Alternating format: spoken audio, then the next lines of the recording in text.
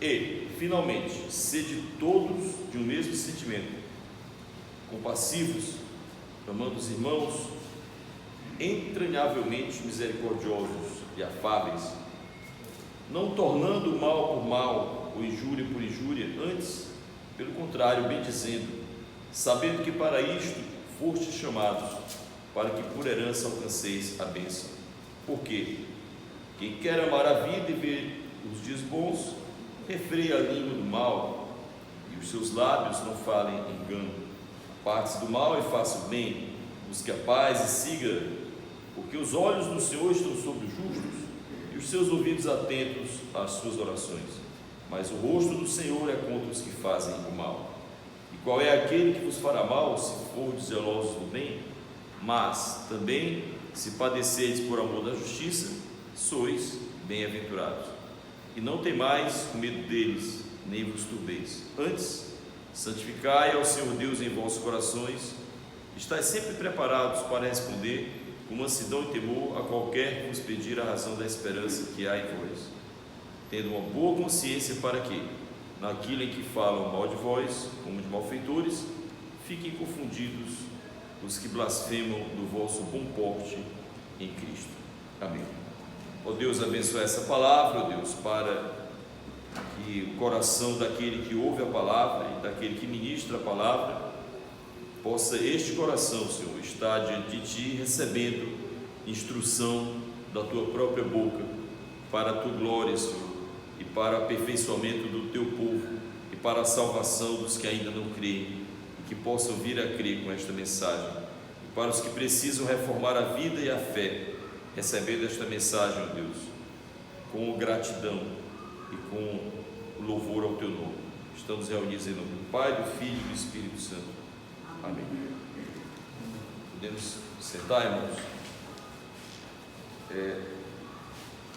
Há alguns dias atrás, eu ministrei uma mensagem que era 4 fidelidades que constituem a membresia na igreja. Então me pediram para eu aproveitar, mesmo intercalando um minuto, para fazer um aprofundamento. E hoje eu quero falar sobre a fidelidade espiritual.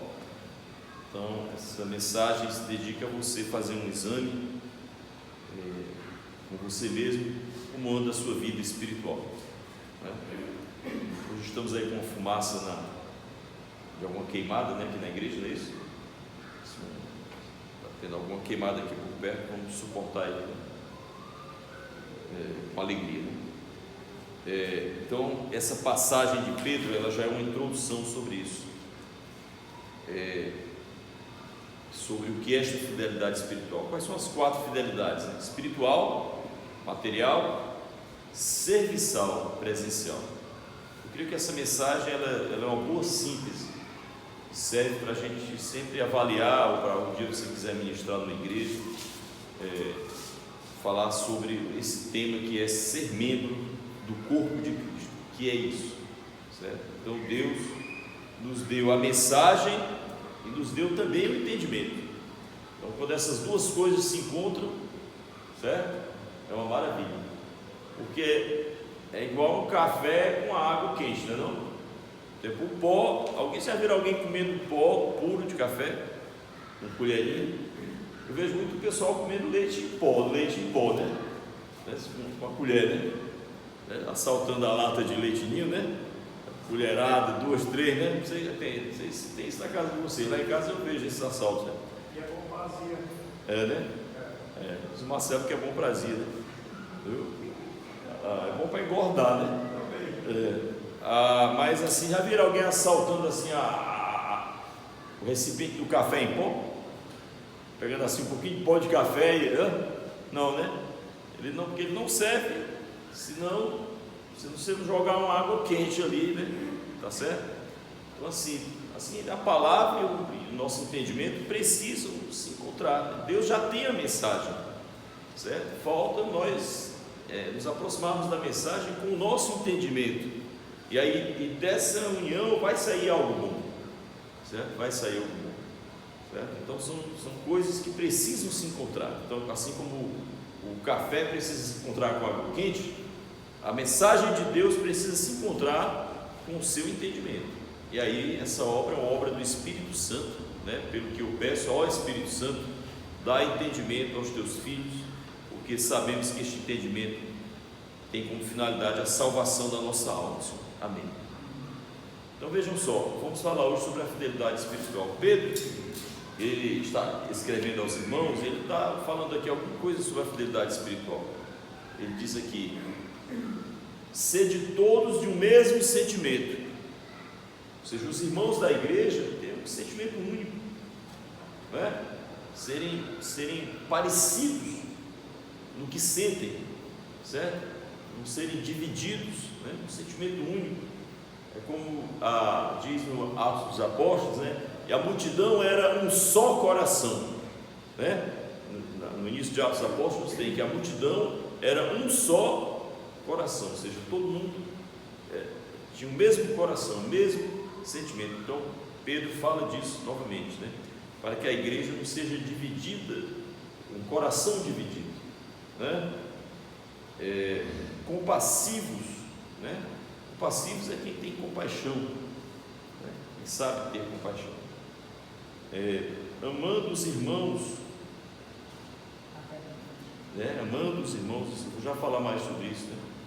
Que essa fidelidade espiritual inclui o amor aos irmãos, sendo entranhavelmente misericordiosos e afáveis. Ele está aqui falando de como deve ser o povo de Deus, o povo misericordioso, que sabe perdoar, que não guarda rancor, um povo afável, que não tem um discurso, uma fala agressiva, uma fala agradável, certo? Jesus, os homens foram prendê-lo, né? Os soldados lá dos saduceus, dos fariseus, lá da turma que tinha oposição a Jesus, o pessoal do templo, né? Mandaram prender Jesus. Aí os soldados foram, né? Como diz aqui o pessoal da igreja, foram de patins, né? Animados, né? Foram de patins, ou seja, foram numa velocidade boa, né? Prender. Quando chegaram lá, ficaram ouvindo Jesus e voltaram. E os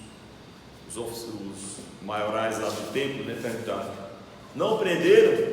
Aí eles: não conseguimos. Mas por quê? Nunca ninguém jamais falou assim como ele fala. Ou seja, a palavra de Cristo constrangeu os caras, rapaz. Não conseguiram prendê-lo, não tiveram coragem de botar a mão. É isso? É igual quando foram fuzilar aqui o Frei Caneca, né? Que era um frade, né? Acho que era da Confederação do Equador, né? Ninguém queria atirar no homem, né? Chama um, chama outro. Quem é que tinha coragem de atirar no homem de Deus, né? Entendeu? E aí por fim acharam um atirador, né? Lá, e botaram um alvo aqui, né? O cara atirar no coração. Ele disse: não, eu não quero alvo, eu vou colocar a minha mão sobre o peito, o senhor pode atirar na minha mão. Aí foi que pesou, né? O cara dispensou o alvo, né, para morrer com a mão sobre o coração, entendeu? Com muito esforço acharam alguém que conseguisse executar as ordens do imperador. Então, assim, Cristo tinha uma palavra forte, né? Mas uma palavra também afável. O que é uma palavra afável? Uma palavra de acolhida. Tem gente que vai visitar algumas igrejas e depois não vai mais, porque a palavra não é afável, é uma palavra de condenação, certo? Você sai da igreja se achando um condenado, né? Um degradado, né? A última criatura do mundo, né? Quando Cristo nunca jamais nos tratou assim no Evangelho. Procure no Evangelho Jesus dizendo que você é um pecador miserável, digno do inferno, e você não vai achar. Eu dou um prêmio para quem disser que Cristo se dirigiu aos seus discípulos dizendo assim: vocês são pecadores miseráveis, dignos do inferno. Isso não existe no Evangelho. Ele sabe que nós somos pecadores, ele sabe que o nosso merecimento é o inferno mesmo, mas ele nunca falou isso. Por quê? Porque a palavra dele é uma palavra de salvação em qualquer situação que você esteja, né, para lhe salvar. É isso?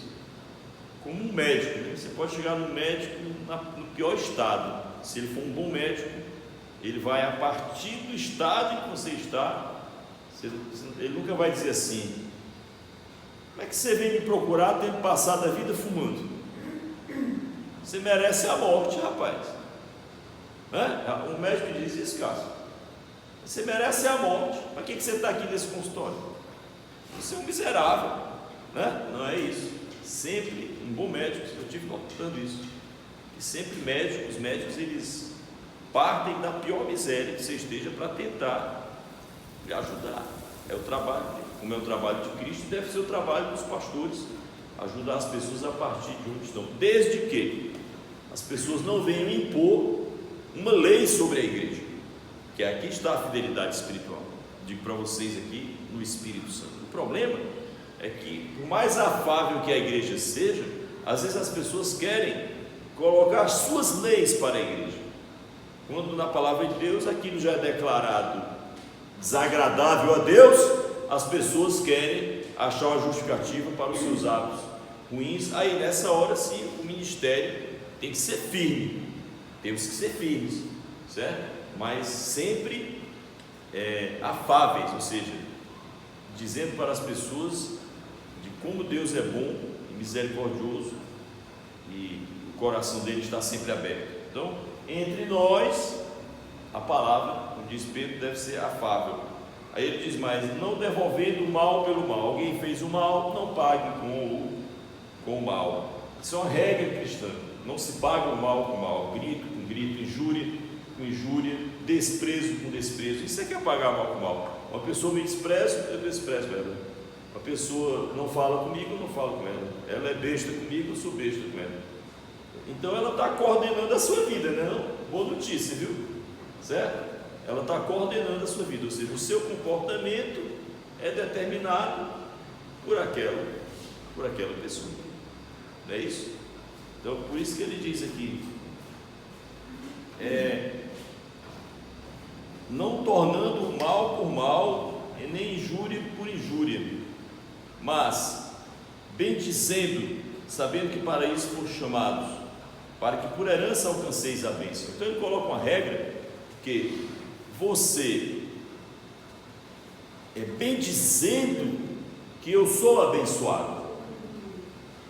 Se eu não sou um abençoador, eu não serei abençoado. É uma regra. Por isso que ele diz: eu não posso pagar o mal com o mal, porque se eu for grosseiro com quem é grosseiro comigo, quem é meu coordenador? É o grosseiro que está sendo grosseiro comigo. A regra é: eu abençoo. Estava falando com os meus meninos hoje.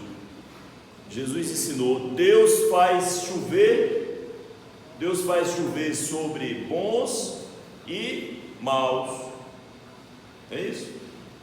Deus faz chover sobre bons e maus. Por quê? Por causa da natureza dele. Por causa da natureza dele. Aí me perguntaram: então para que servir a Deus e ter aliança com Deus, se ele já é bom com todo mundo?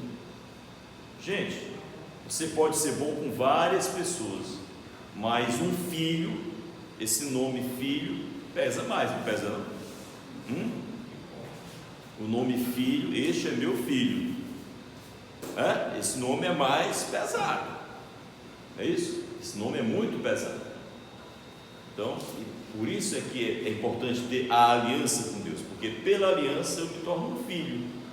Ele pode ser bom para com todos, mas se você é um filho, tem algo diferente, ou não tem? É porque também nós somos legais com as pessoas, ou não somos? Estou dizendo que nós somos bons, né? Porque soa muito bem, né? Mas somos chamados a ser bons com todos, né? Certo? Somos chamados a ser bons com todos, mas para com os filhos, para com a esposa, a coisa é diferente, né? Então, ele diz que se você não abençoar, não for um abençoador, isso impede a bênção de Deus na sua vida. Então, Pedro está falando sobre o padrão espiritual da comunidade cristã.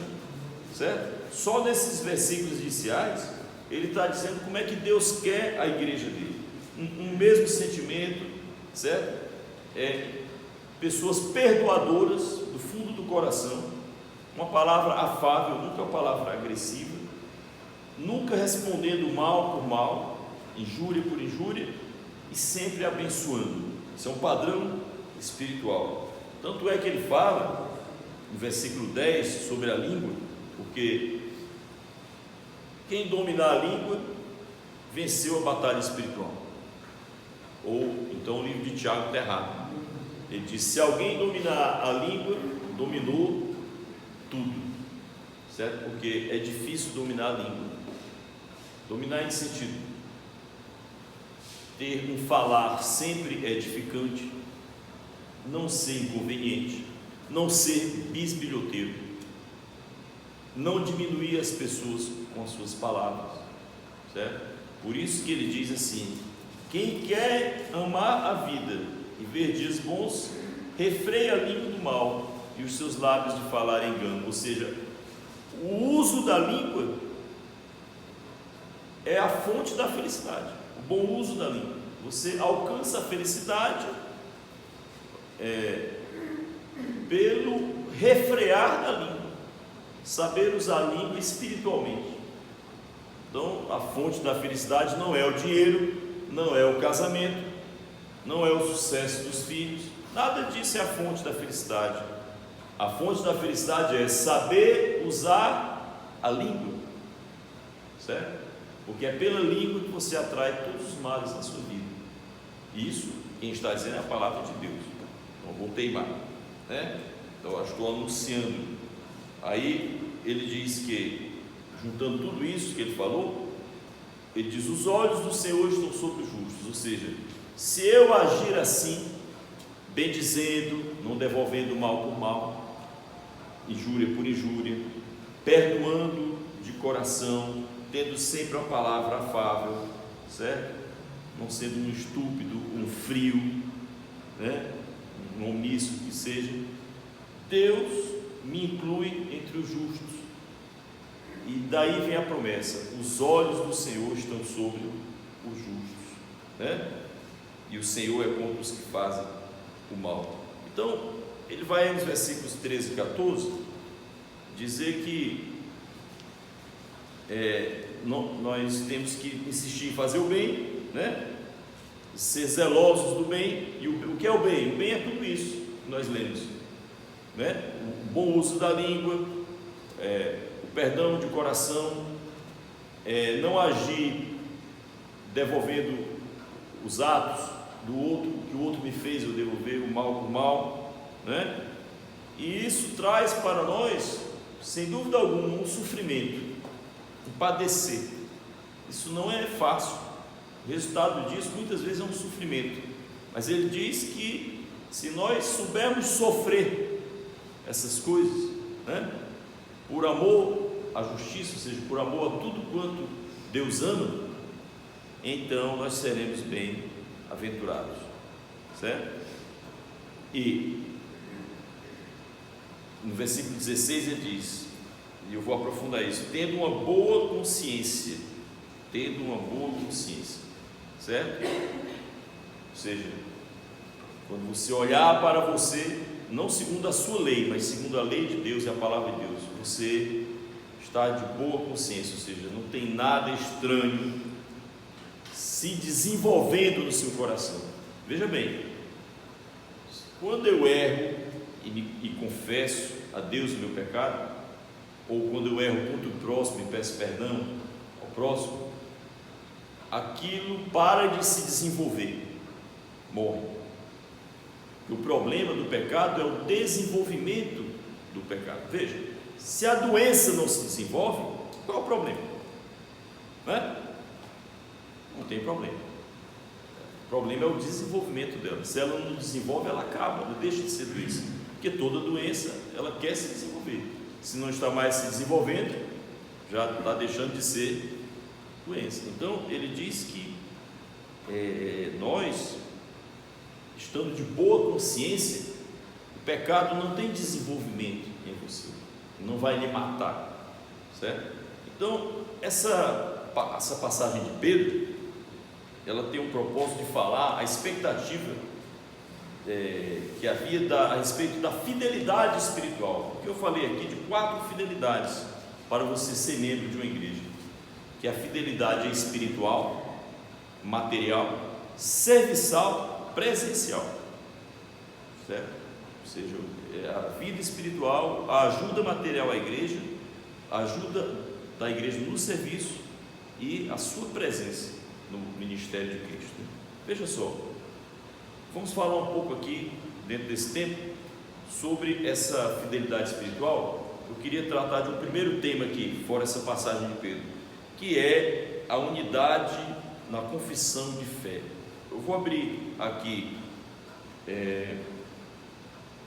uma passagem, 2 Coríntios 13, 11.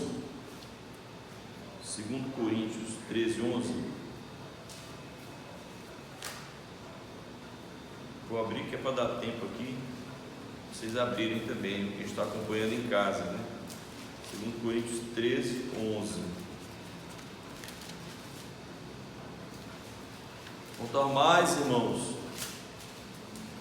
regozijai-vos, sede perfeitos, sede consolados, sede o quê? Sede de um mesmo parecer, viver em paz, e o Deus de amor e de paz será convosco. Ou seja, mesmo parecer. 2 Coríntios 13, 11. Vejam só, na igreja as pessoas têm o mesmo parecer, elas pensam sobre as grandes coisas, pensam igual. Não está querendo dizer que a igreja toda tem que torcer com fortaleza com o irmão Gustavo, né? A igreja toda é de um mesmo parecer, que todo mundo torce pelo Fortaleza, nada disso. Porque a igreja tem que ser do mesmo partido e voltar no mesmo presente, nada disso. É errado quando uma igreja se define como um candidato, é errado, porque dentro da igreja é para ter pessoas de todos os partidos políticos que queiram estar ali, certo? Porque a igreja ela trata de outro assunto. O ministério da igreja é a sua relação com Deus, certo? E o seu ministério com os homens, né? Tem nada a ver com política, né? Mas, não que a igreja seja alienada, mas ela não pode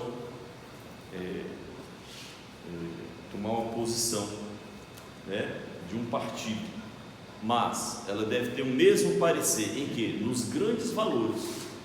Por exemplo, a igreja ela é contra o aborto. Todos da igreja de Cristo têm que ser contra o aborto, certo? Nós somos contra o divórcio. Todos da igreja têm que ser contra o divórcio. Pelo menos o divórcio, não estou falando aqui da questão do adultério, né? Mas do divórcio por incompatibilidade de gêneros, ou eu não sabia mesmo o que fazia, coisas assim, né?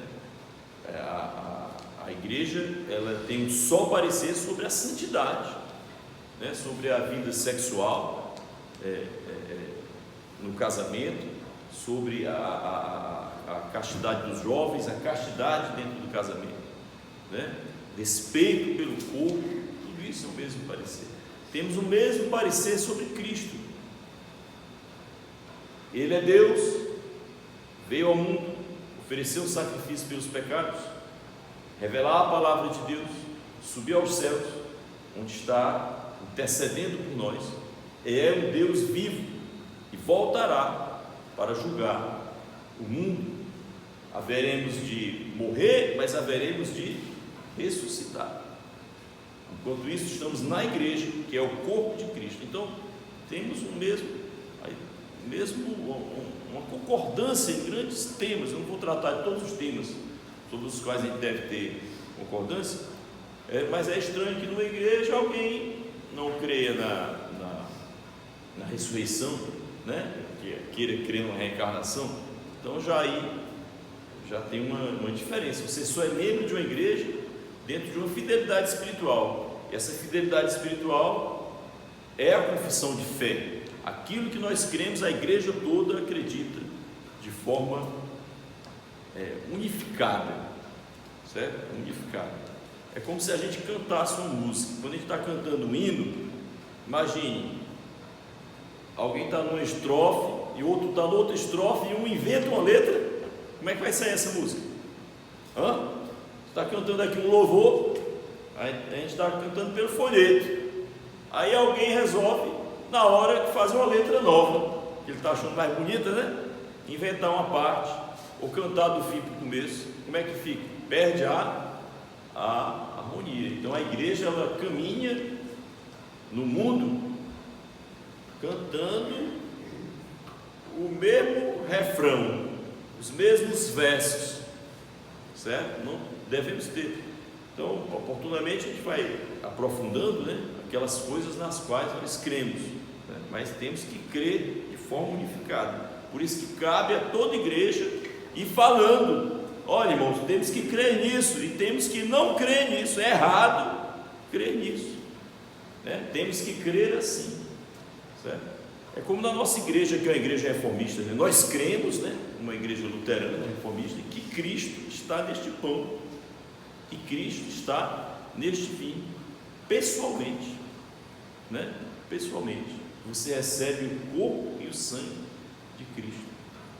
Aí, se alguém crê diferente, deve procurar um ministério onde ele possa crer conforme ele quer crer, mas não é difícil você ser membro se você não crê naquilo que a sua igreja crê, tá certo? Por isso, quando você vai se seminário, você: eu sou membro dessa igreja. Um sinal é esse: tudo que essa igreja crê, eu creio, então eu sou daqui, né? Tudo que essa igreja crê, eu creio, então eu sou deste lugar, né? Muito bem. Então essa é a unidade. Teria outras passagens, eu nem vou abrir aqui, vou só ler.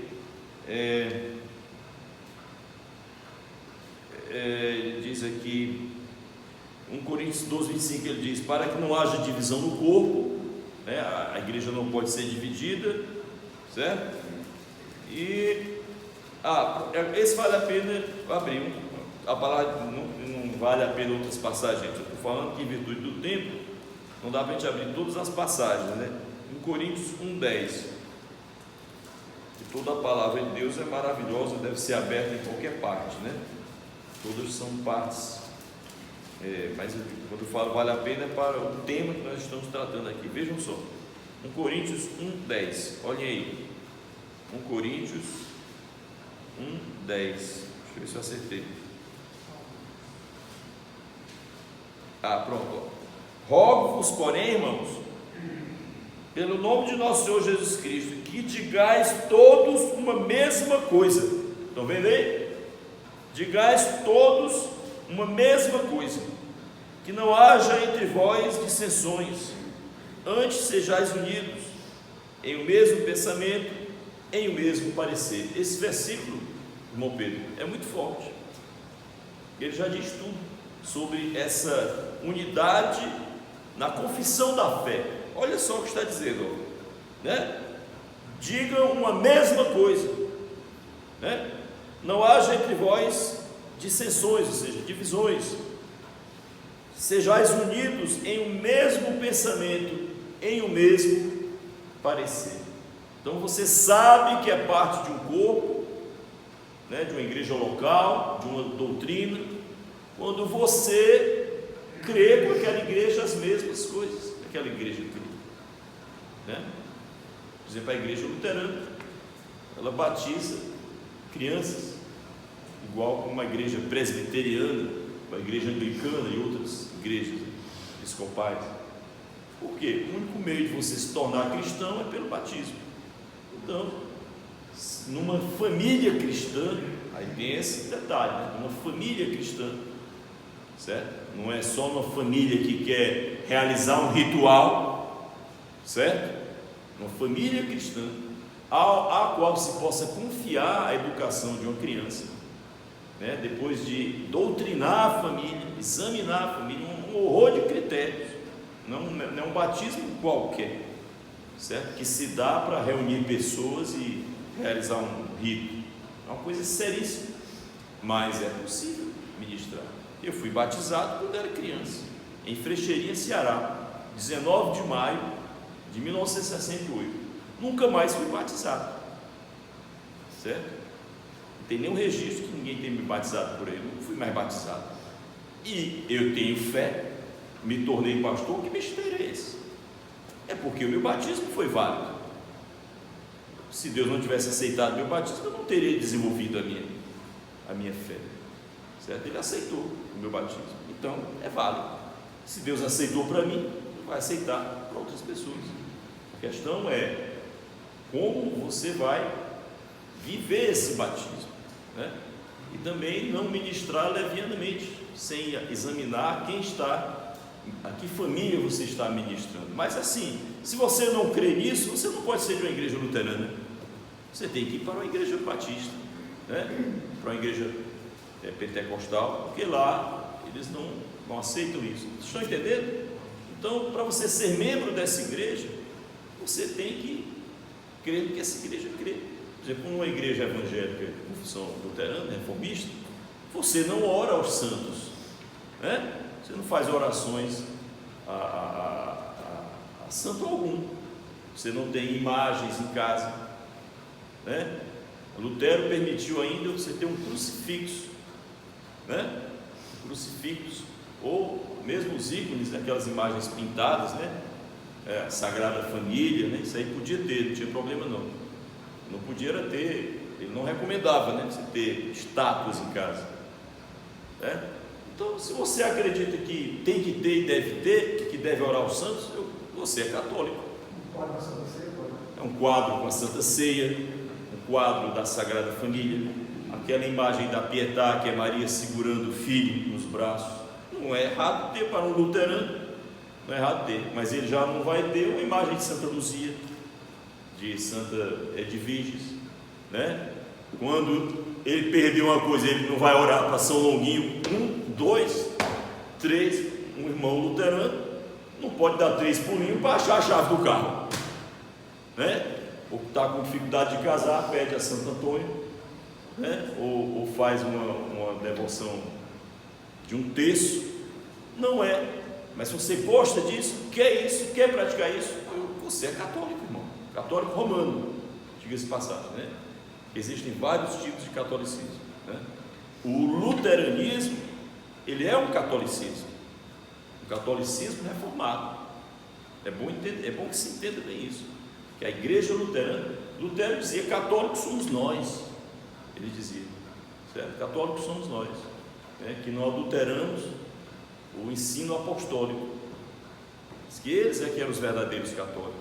Lutero dizia isso, e pediu para a igreja se reformar, e a igreja não se reformou. Não estou querendo falar de A e B, mas assim, eu estou falando de membresia. Você quer ser membro dessa igreja e tem em casa um altar, certo? Está errado. Você não pode se dizer membro, pode se dizer amigo, visitante, cooperador, o que for. Membro não. Para ser membro de um ministério evangélico, reformista, luterano, ou mesmo se você quer ser de uma Assembleia de Deus, lá também na Assembleia de Deus, se você é membro da Assembleia de Deus, você não pode ter nem uma imagem de Cristo na parede. Se você for luterano, você pode. Se você for da Assembleia de Deus, você não pode, certo? Você não pode. Quem chega lá em casa, na sala de jantar, tem uma imagem de Cristo, né? Uma imagem de Cristo crucificado, Cristo crucificado. Por quê? Porque na igreja luterana nós entendemos que é um símbolo da presença do Senhor. Mas você não vai achar na minha casa um altar para Maria, certo? Não tem lá em casa um altar para devoção à mãe do Senhor, né? Não faz parte. Então, estão entendendo? Tem que ter, você quer ser membro da igreja, você tem que ter a mesma confissão de fé daquele pessoal ao qual você pertence. Você não é obrigado a ser de um determinado lugar, não, você pode ir para outro. É bom, faz muito bem para a saúde espiritual você ser sincero, né? Bom, olha, eu não concordo com as coisas dessa igreja. Aí você vai procurar a igreja que crê o que você crê. É muito importante isso, né? Mas estando ali, creia no que se confessa ali. Muito bem, essa é a unidade da confissão de fé. Depois, sobre a fidelidade espiritual, ela começa pela consciência, consciência para a confissão dos pecados, né? Aliás, ela continua, não começa, ela continua essa fidelidade espiritual. Por quê? É necessário, irmãos, que a gente ande sempre examinando a consciência. Por quê? Para que o pecado não se desenvolva. Porque se você der uma comidinha para ele e não examinar-se para tirar da sua vida, ele começa a se desenvolver. O Davi tem medo de um filme chamado Vida, Life, o nome desse filme.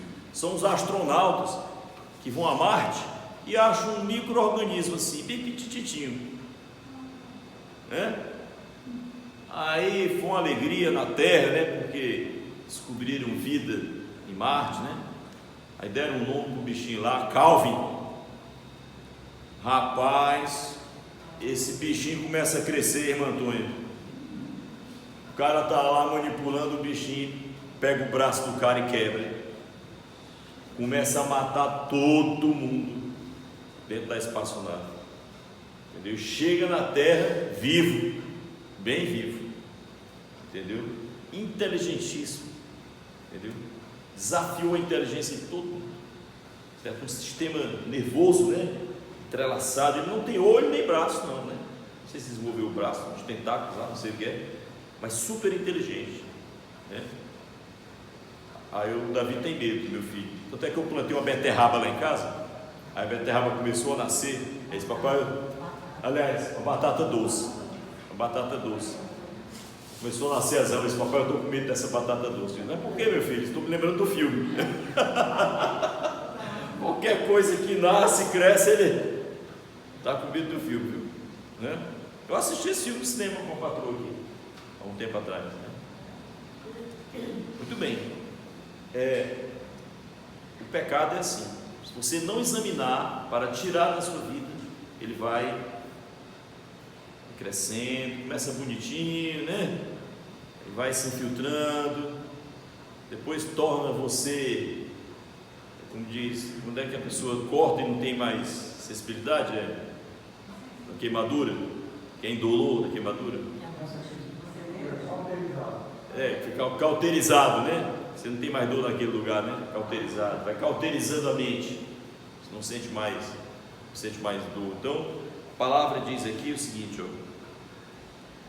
1 Timóteo 1,19: conservando a fé e a boa consciência, a qual alguns, rejeitando-a, fizeram naufrágio na fé. 1 Timóteo 1,19, ou seja, ele diz que porque as pessoas rejeitaram a boa consciência, o exame da consciência, né? 1 Timóteo 1,19, o que aconteceu com a fé? Naufragou. A fé naufragou, porque não examinavam mais a consciência. Entendeu? Entendeu, irmão Gabriel? Chegou aí a mensagem? Tem que se examinar com honestidade, saber.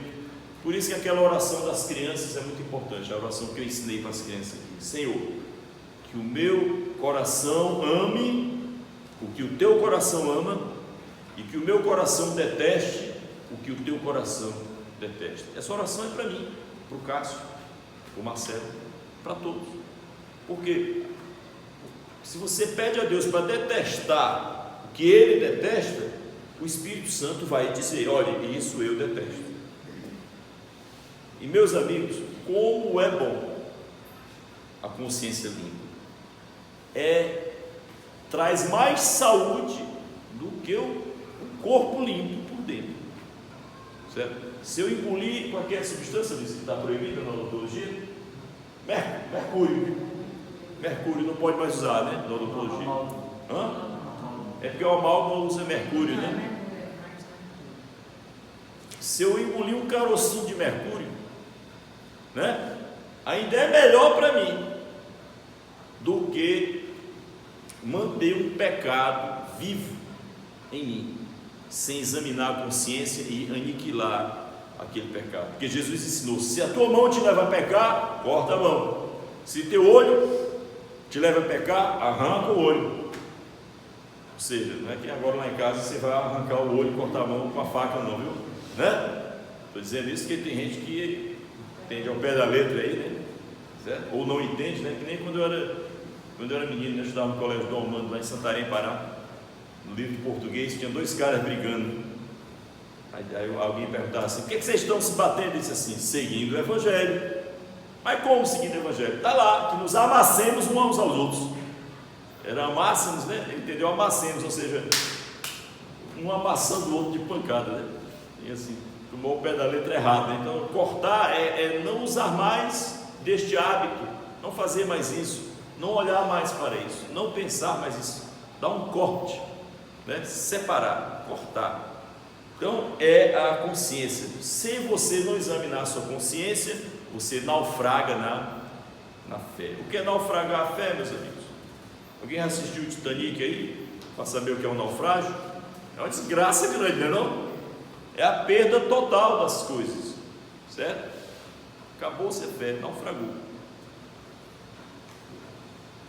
3. Estou falando de só lembrando, estou falando de um critério para você ser membro de uma igreja. Esse critério é fidelidade espiritual. Faz parte da fidelidade espiritual a vida pessoal de oração, segundo está escrito aí, certo? Em Judas 1:20. Judas 1:20. Lá, Judas, gente, é a última carta antes de Apocalipse, né? Judas 1:20. Mas vós, amados, certo? Edificando-vos a vós mesmos sobre a vossa santíssima fé, orando no Espírito Santo.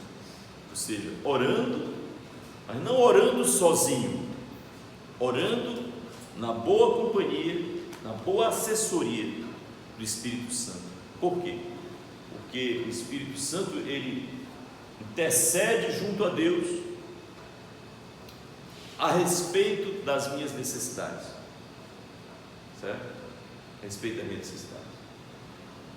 Não que, veja bem, e invoca proteção de Deus sobre mim. Eu vou já falar da oração para os outros, que é a intercessão. Mas você tem que ter a sua oração pessoal no Espírito a respeito de sua vida. Você sabia que tem pecados na sua vida que você não sabe que são pecados? E que estão lá posando de bons rapazes, né? E é um pecado. Certas vaidades, certas omissões, né? Certos comportamentos, certos usos, certos costumes que Deus não se agrada. Mas se você ora no Espírito, o Espírito testifica com o seu coração: isso não é de Deus, e lhe dá um incômodo. Você fica ali: poxa, isso não é de Deus, né? Às vezes a gente ofende uma pessoa e acha que não ofendeu, mas se você é uma pessoa de oração, o Espírito dirá: você ofendeu. O Espírito, ele é para nós igual o profeta Natan era para o rei Davi. O Espírito, ele profetiza contra nós, certo? Dizendo onde estamos errando. Então isso é a vida de oração. Então quem tem vida de oração vai se purificando, porque o Espírito vai purificando você. E também a oração do Espírito é a oração perfeita, porque o Espírito comunica a Deus a respeito de mim, das minhas necessidades, né? E me revela coisas, me direciona, me faz ver o que os meus olhos não veem, né? Leva os meus pés para onde eu jamais pensava ir, né? Purifica os meus pensamentos, enche o meu coração de coisas boas, né? Então, é a vida de oração. A vida de oração é uma fonte para a sua vida. Quem não ora, como dizia Dom Henrique Soares da Costa, que morreu no dia 18 de julho, né, de Covid, um grande bispo da Igreja Católica.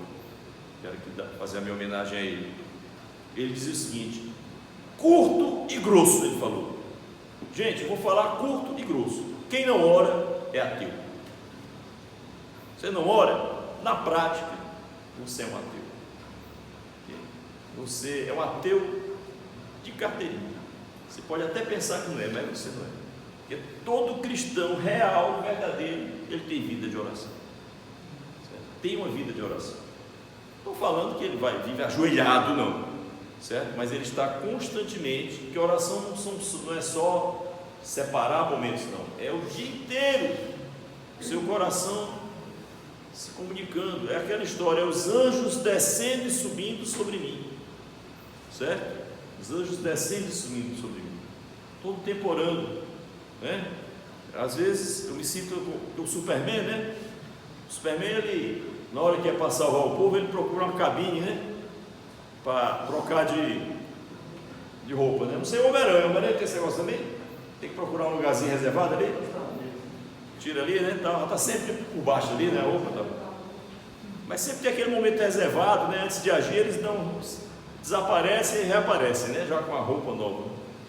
Então, às vezes a gente tem que ser assim, está passando uma aflição, procura uma árvore assim, se ajoelha ali atrás de um pé de pau. Eu trabalhava numa empresa, onde era a minha capela na empresa? Dentro do banheiro. Passava uma dificuldade lá, um sofrimento, ia para o banheiro. Orava no banheiro, certo? Estou cansado de orar no erro, em qualquer lugar, se ajoelhando ali, né? E praticar a vida de oração o dia inteiro, onde quer que seja, mas sempre ligado com o Senhor. Isso é fidelidade espiritual. Se você é membro de uma igreja, para ser membro de uma igreja, tem que ser uma pessoa de oração. Porque se você não é de oração, você é ateu. Como é que é? Um ateu é membro de uma igreja? Não forma sentido. Estamos aí com 47 minutos, eu vou apressar aqui. A vida de intercessão, certo? Efésios 6:18, vou correr aqui, diz assim: orando em todo tempo, com toda oração e súplica no Espírito, que é o mesmo tema que a gente leu em Judas, né? Vigiando nisso com toda perseverança e súplica por todos os santos, ou seja, por todos da igreja. Então, gente, quem é da igreja, ora pelo pessoal da igreja.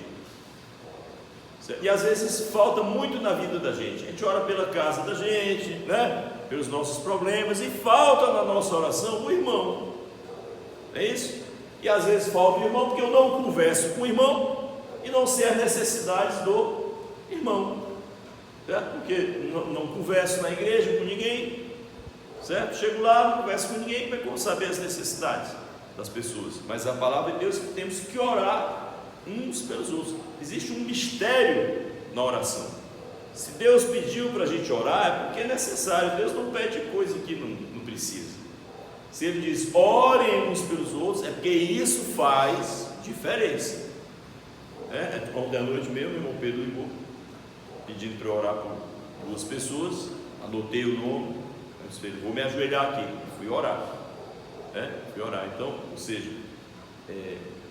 porque o irmão Pedro crê que fora ele, mais uma pessoa, e mais outra, e mais outra, né? A multidão dos intercessores, isso é maravilhoso, certo? Opa! A honra e glória do nosso Senhor Jesus. Eu pedi agora para o esposo dela, ele disse que a oração dela está boa, né? Irmão Pedro está dando boas notícias. Ficou boa. Glória a Deus. Senhor, te agradecemos. O irmão Pedro está dando notícias. Uma moça que está grávida do 3º mês, com problema de pressão alta. Está boa, né? Glória a Deus. Mas, por exemplo, o que o irmão Pedro fez é certo. Ligou para mim, disse: pastor, vamos orar. Oremos. Às vezes eu digo que vou desligar e vou me ajoelhar. Às vezes eu oro no próprio telefone, né? Juntos. Mas quem é da igreja tem vida de intercessão.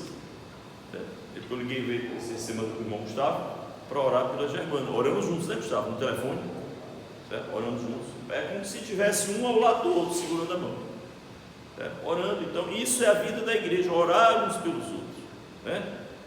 Então, eu falei da vida de intercessão. A outra vida, chama-se, que é parecido, né? Mas é a vida de amor aos irmãos. Aqui diz 1 João 4,7 assim: irmãos, amemos uns aos outros, o amor é de Deus. Quem ama é nascido de Deus, conhece a Deus. E o que é o amor? É sondar a necessidade do outro e ajudá-lo nisso, né? Esse é o conceito do amor. Descubra a necessidade do outro e ajude-o na sua necessidade, nessa necessidade, certo? Isso é o amor. Então, como também é amor, agora já no caso dos filhos, né? O amor diz sim, o amor diz não, né? O amor exorta, o amor repreende. Tem esse lado do amor também, né? Esse lado mais duro, né, do amor, mas também é amor. Dizer a verdade em amor faz parte do amor. O que é que eu não posso ser numa igreja? O irmão geladeira, irmão cônsul, irmão cônsul. Não existe mais a prosdóximo, existe a prosdóximo? Meu tempo da irmã Antônia de Bom Pedro, né, irmão Pedro? Tinha geladeira prosdóximo. A Lara querendo dizer que já viu essa geladeira. Você nunca viu essa geladeira lá? Viu? Geladeira, viu, Cássio?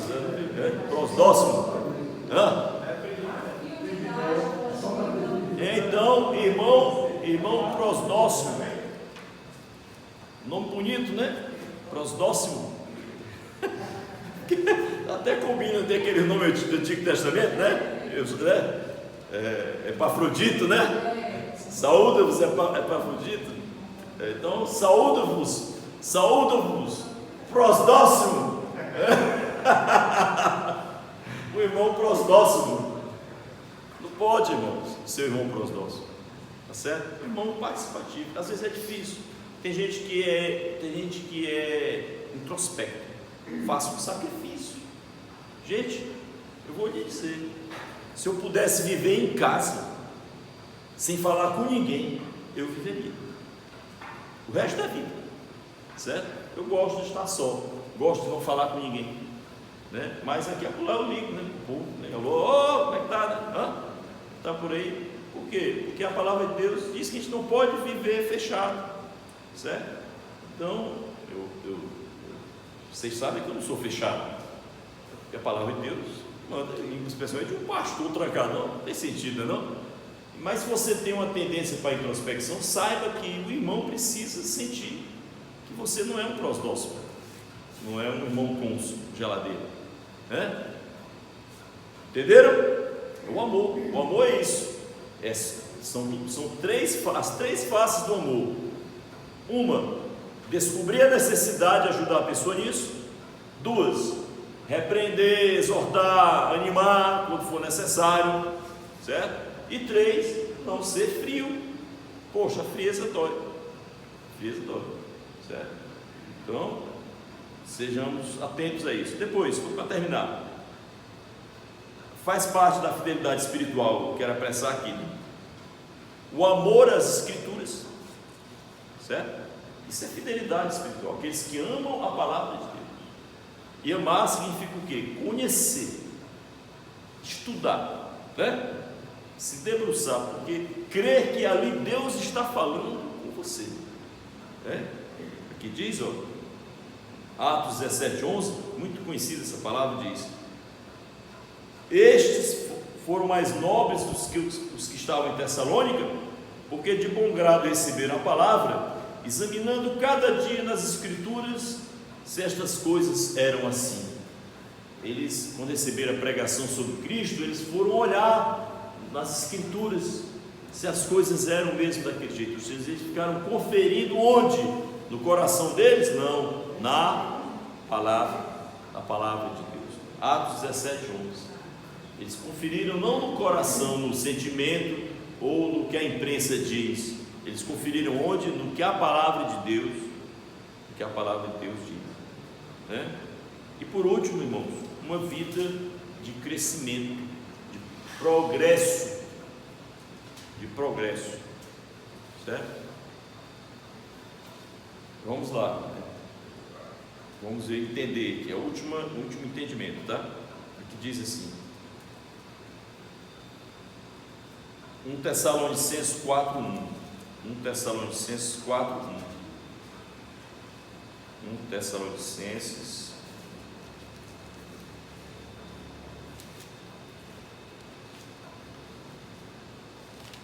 4.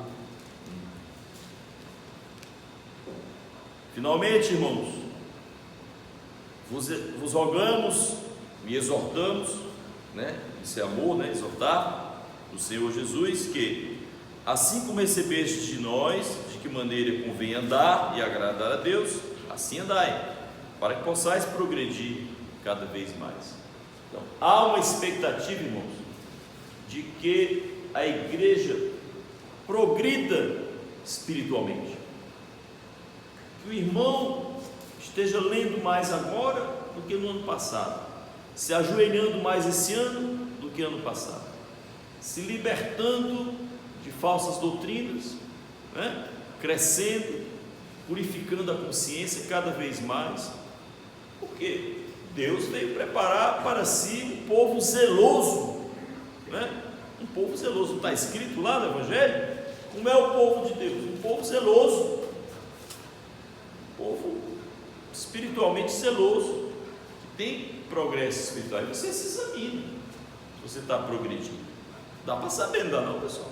Eu sei se eu estou progredindo, se eu estou regredindo. Peça ajuda a Deus, porque Ele diz que continueis a progredir cada vez mais.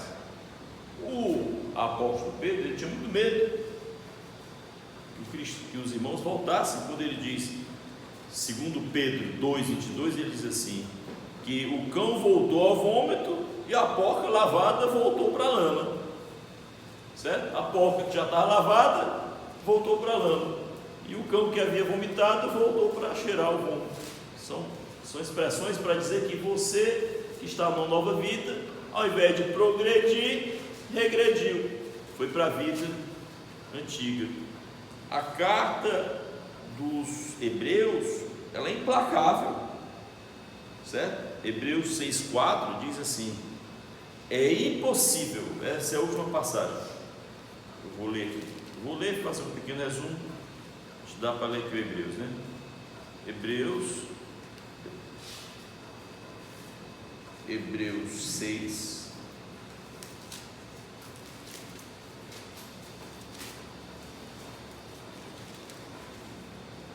Hebreus 6, 4.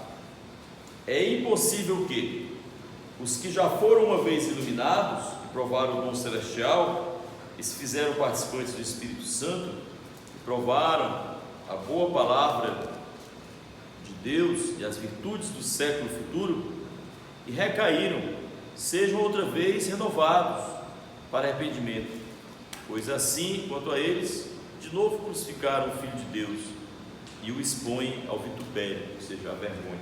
Veja bem, vamos falar que queda é essa, né? Que é uma palavra muito forte, né? O Espírito Santo nos ajude a entender.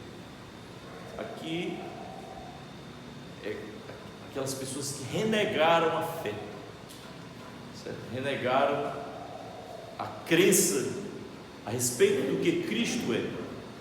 Depois de ter confessado que Cristo é o Senhor, passarem a dizer que Cristo é um profeta, que não é Deus entre nós, né? Ou seja, renegando a fé.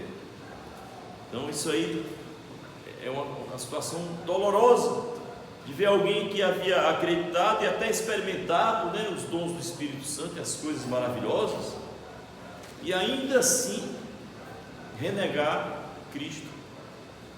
Aí você diz, mas como é que isso vai acontecer? Comece a não progredir, digo aqui para você, do Espírito Santo, comece a não progredir, e você vai naturalmente um dia renegar o Senhor. Toda pessoa que não investe no progresso espiritual vai um dia não crer mais, certo? Por quê? Ele vai sendo puxado para trás, porque o diabo existe e ele tem um ministério ativo, e esse ministério é tirar da sua alma a sua fé, certo? Ele tem esse objetivo, tirar da sua alma a sua fé.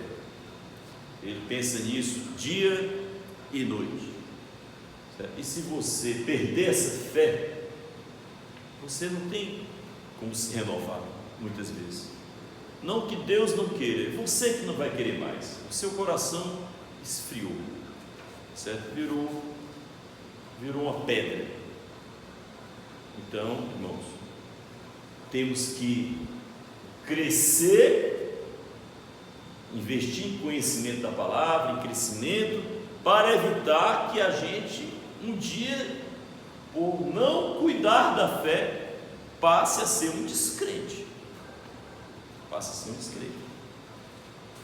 Então, irmãos, eu falei hoje sobre a fidelidade espiritual. A presença na igreja são 4 fidelidades nesse ensinamento.